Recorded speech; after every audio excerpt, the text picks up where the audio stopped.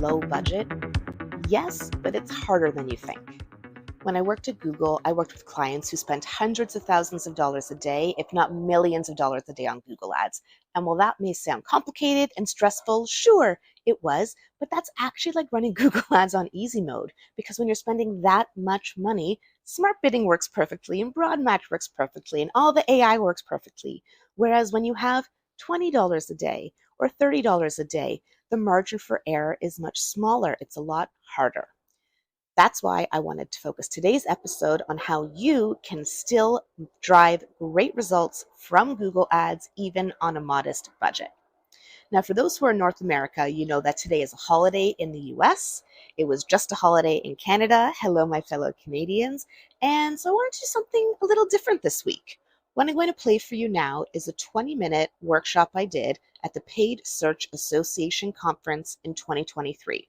Now, before you come for me, I know this is from a year ago, but there's a ton of useful information in here. I've edited out the few pieces that are out of date now, so I hope you'll enjoy these 15 plus tips I can give you to drive great results from small budgets in Google Ads. I'm your host, Jyll Saskin Gales. I spent 6 years working for big brands at Google, and now I work for you. This is Inside Google Ads, special episode 23, Small Budgets, Big Results. Let's have a listen. How can we make sure that we are making the most of small Google Ads budgets? First things first is to get your data foundation in place.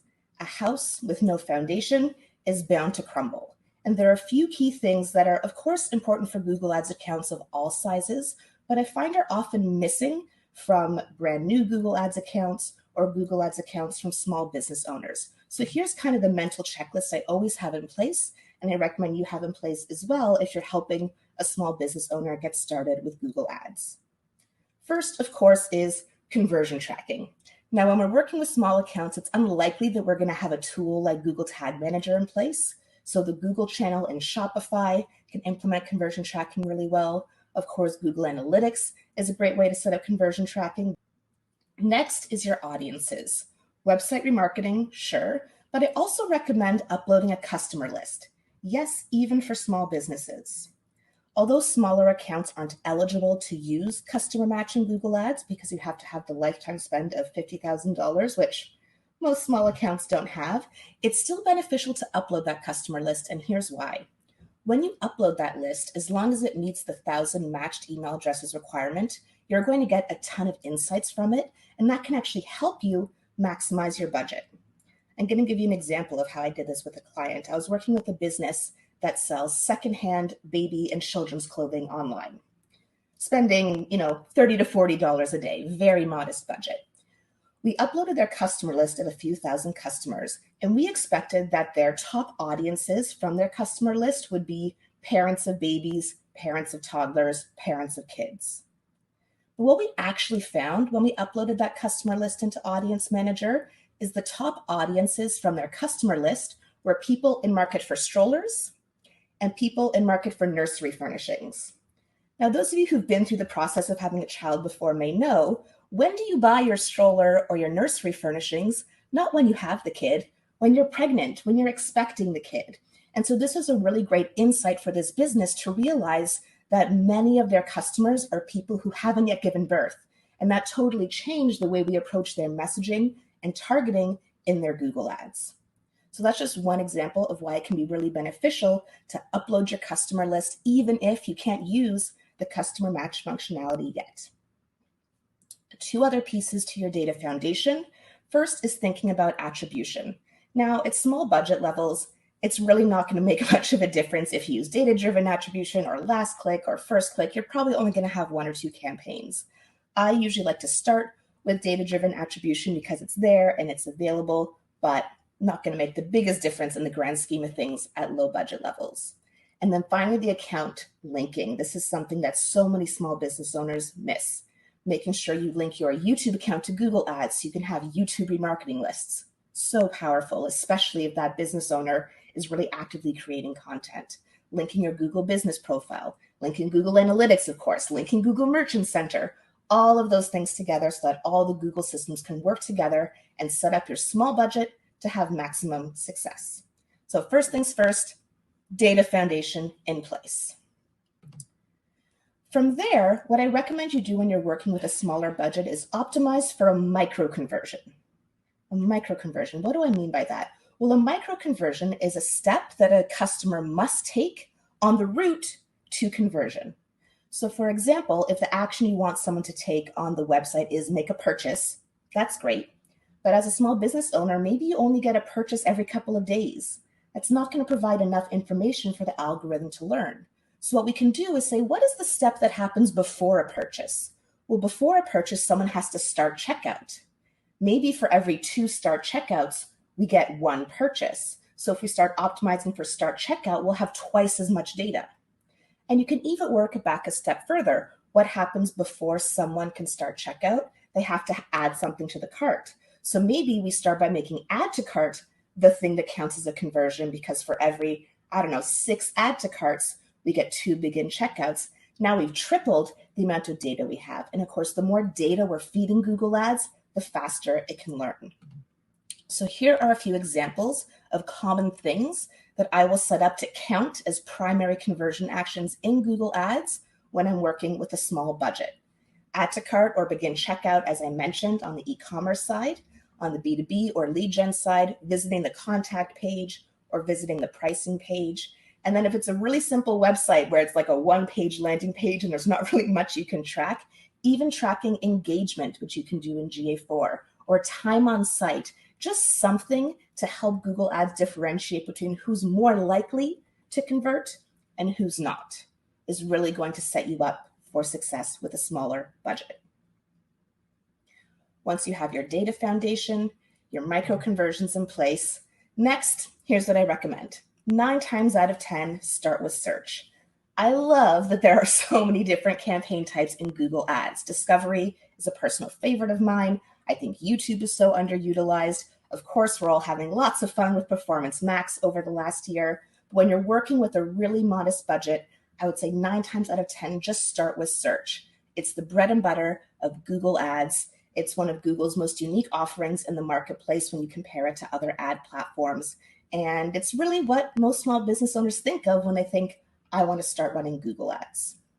Here are a few tips I have to try to maximize your Google search investment on a small budget. First is to make the distinction between whether you're going to run a standard or a dynamic ad group. A standard ad group being one where you choose the keywords, and a dynamic ad group being one where Google looks at your website and determines which searches to show ads on based on that. And here's actually a little trick I like to use.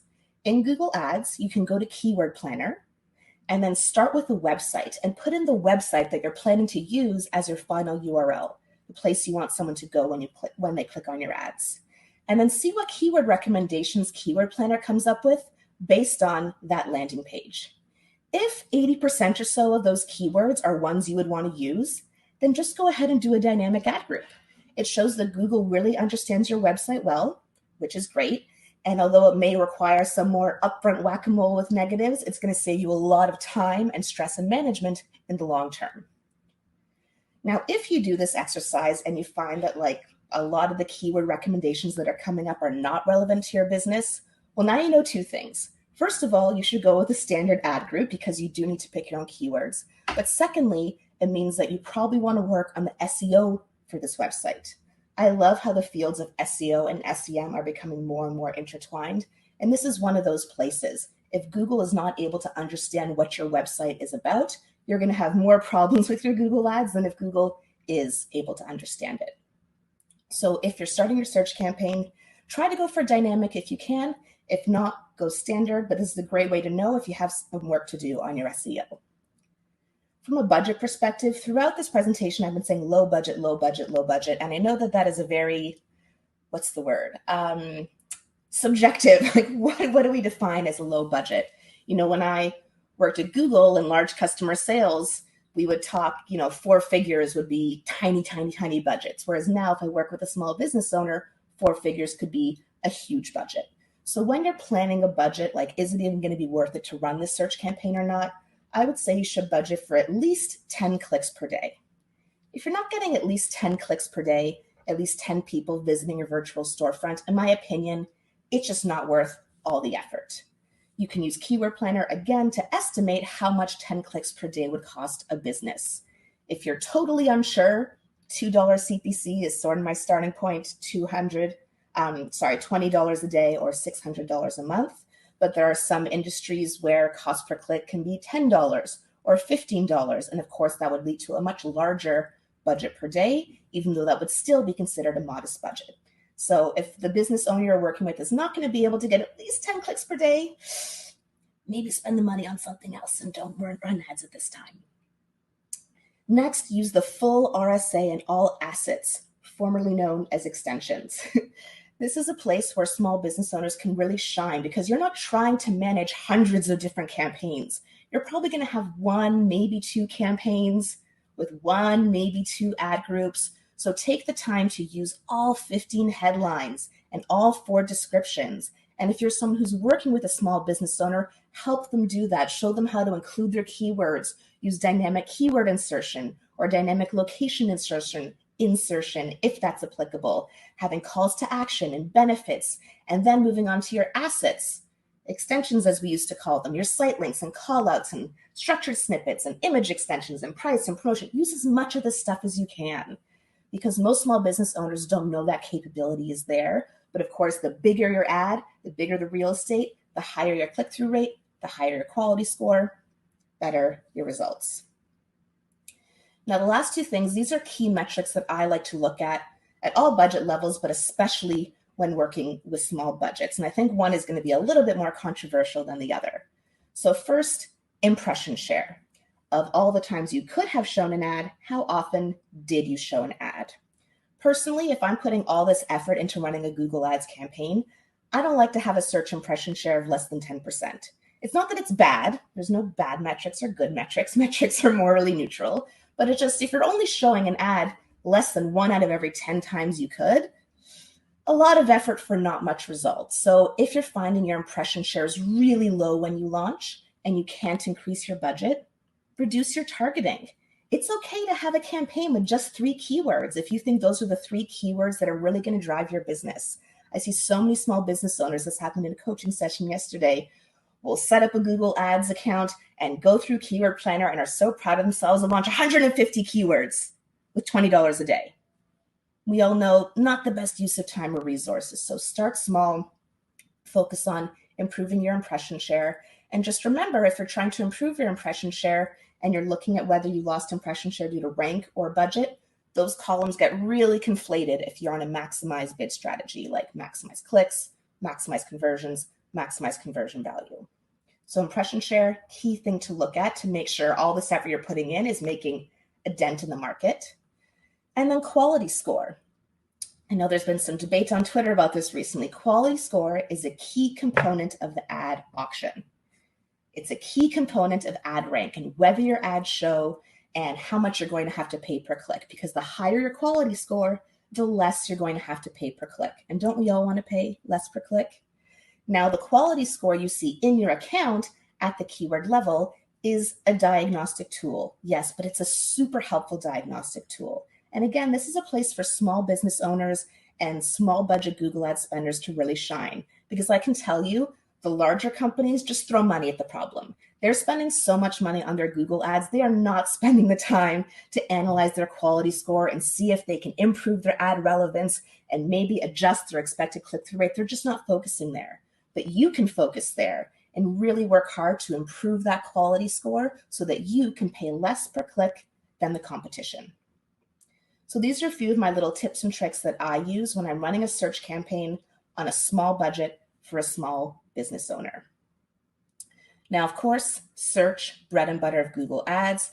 A part of Google Ads that I find people often forget about is audiences.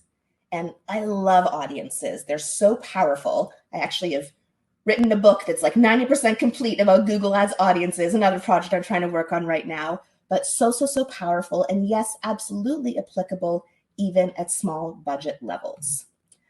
I want to share a few examples of how you can leverage audiences to make better use of a small budget in Google Ads.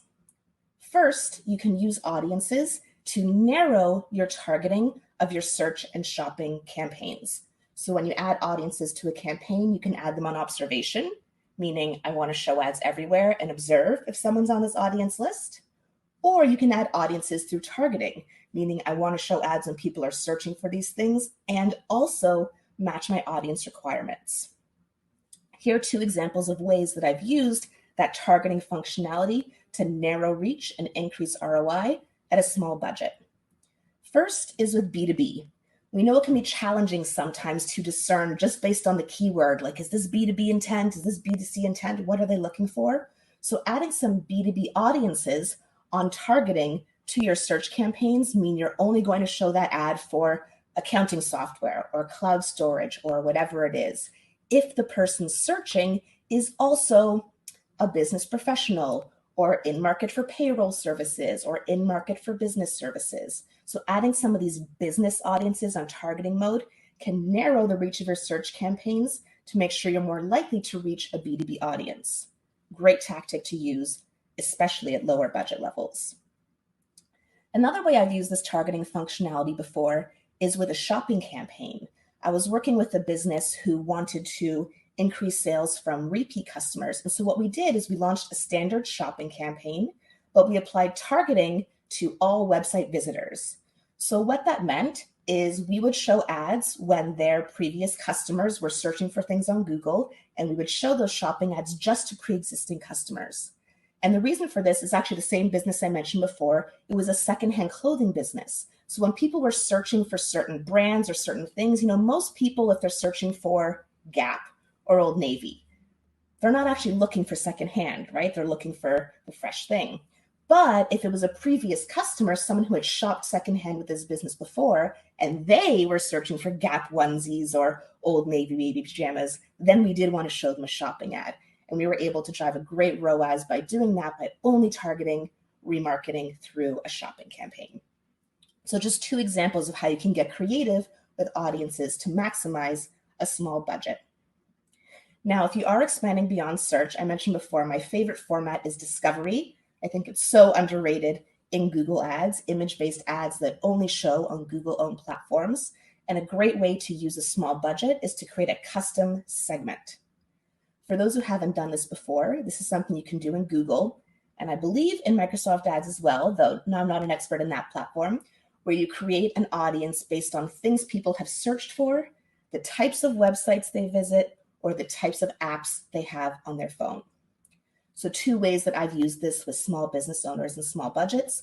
One was a company who wanted to reach other small business owners, and so we created a custom segment of people who had certain kinds of apps on their phone.